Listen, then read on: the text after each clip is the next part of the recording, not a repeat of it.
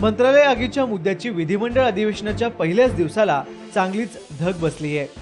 कामकाज सुरू होताच विरोधकांनी मंत्रालयाच्या आगीवर चर्चा करण्याची मागणी करणारा स्थगन प्रस्ताव मांडला।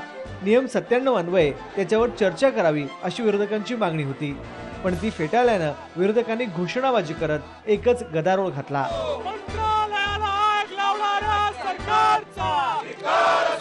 भ्रष्टाचार भूखंडाचा असेल, आदर्शाचा असेल, लवासाचा असेल का अन्य विषयांच्या संदर्भामध्ये असतील, सारे कागदपत्र या आगीमध्ये जळाले असावेत असा आमचा संशय आहे।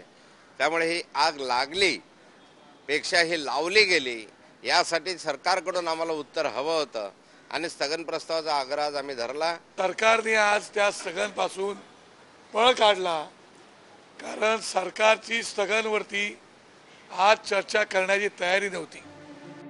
विरोधकांचा गोंधळ शांत करण्यासाठी विधानसभेचे कामकाज पहिल्यांदा 12 वाजेपर्यंत तहकूब करण्यात आलं। मात्र त्यानंतर कामकाजाला पुन्हा सुरुवात होताच विरोधक आणखी आक्रमक झाले। त्यानंतर पुन्हा 15 मिनिटांसाठी आणि नंतर दिवसभरासाठी विधानसभा अध्यक्षांनी कामकाज तहकूब केलं।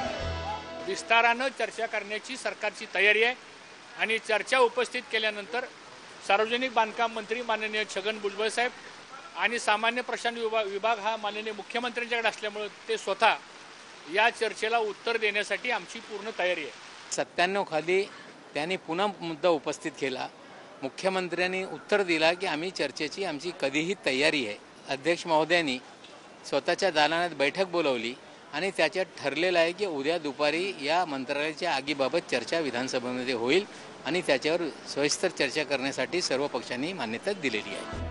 यापूर्वी मंत्रालयाची आग, स्त्रीभ्रूण हत्या, जलसंपदा खात्याची श्वेतपत्रिका आणि राज्यातील खाण घोटाळे या सर्व प्रकरणात राज्य सरकार निष्क्रियता दाखवून जनतेची दिशाभूल करत आहे असा आरोप करत विरोधी पक्षांनी विधिमंडळाच्या प्रवेशद्वारावरच आंदोलन आणि घोषणाबाजी सुरू केली होती।